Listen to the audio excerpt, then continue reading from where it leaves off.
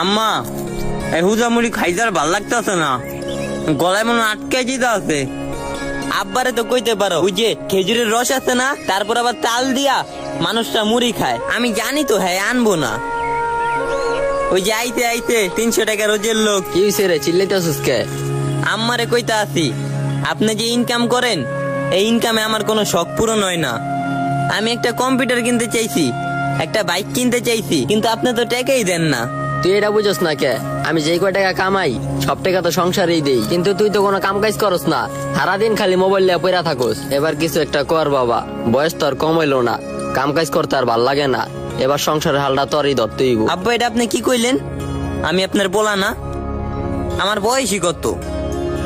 আপনি যদি খাওয়াইতেই না পারেন তাহলে জন্ম দিয়েছেন কে? বর্তমানে যুগে টাকা ইনকাম করা কোনো ব্যাপার? ঘর থেকে বাইরে এলি টেকা আর টেকা।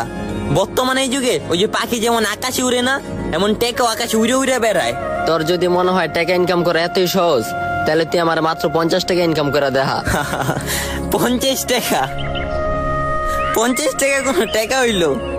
এটা তো হাতের ময়লা। জান আপনারে 50 টাকা না, কালকে আপনারে 5000 টাকা ইনকাম করে দেখামু। আচ্ছা ঠিক আছে, আমিও দেখতে চাই তুই কয় হাজার টাকা ইনকাম করে দেখাইতে পারোস। আম্মা, এক গ্লাস পানি দিয়েন তো, গলায় আটকে গেছে মুড়ি।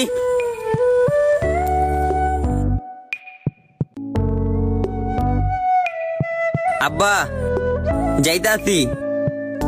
দেখেন আজকে কয়েক ঘন্টার ভিতরে 50 টাকা না 5000 টাকার উপরের টাকা ইনকাম করে লয়ে আমু।